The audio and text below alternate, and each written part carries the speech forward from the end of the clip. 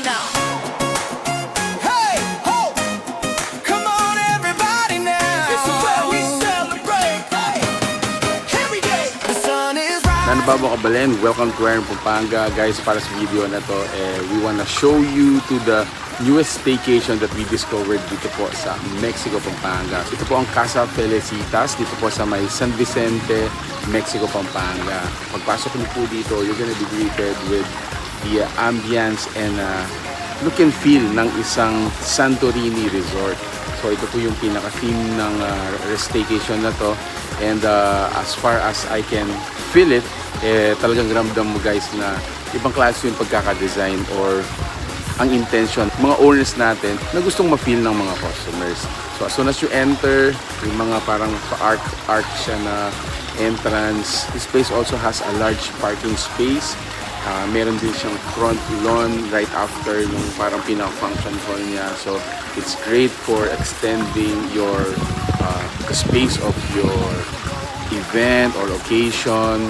Yung front lawn niya guys, grass. It's also great for camping or yung mga stargazing. You just stay there in an open sky and napakagandang feeling po nun. It also has a swimming pool. Kung nakikita nyo sa likuran ko, the swimming pool size is just small, but I think it's good enough for number of people na mag-stay dito. Kagandahan din to, it's very inviting. I like the signature theme ng pool.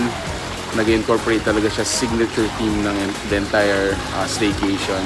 And also guys, pinaka-importante dito of course yung kanilang accommodations area. So we have 2 rooms. They differ in terms of the number of people na mag-accommodate dito. So yung una natin has 2 beds. The size of the bed is queen size. So around 4 hanggang 6 people pwede po matulog doon. It has its own toilet and bath din pala. Now the second room has greater number of people who can accommodate din. It has around 2 bunker beds or the entire room can accommodate. Let me count. 3, 6, 9, 12.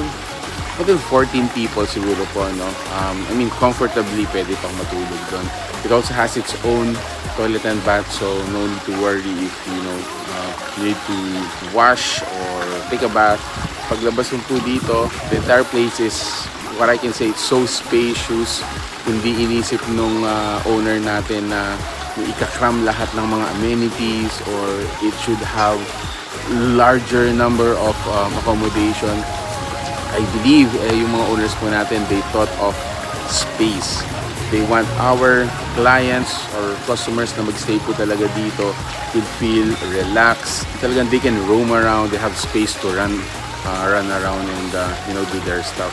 So ayun po, if you're interested to know more about this, go check out the fan page. We're gonna be including, according to our orientation with the owner, as low as 11,000 pesos po, you can book this one. But for more details and for more information regarding their rates and bookings, go check out the fan page. We're gonna be including in this post. So thank you so much Casa Felicitas for inviting us, and thank you so much guys for being with me in this video. Bye!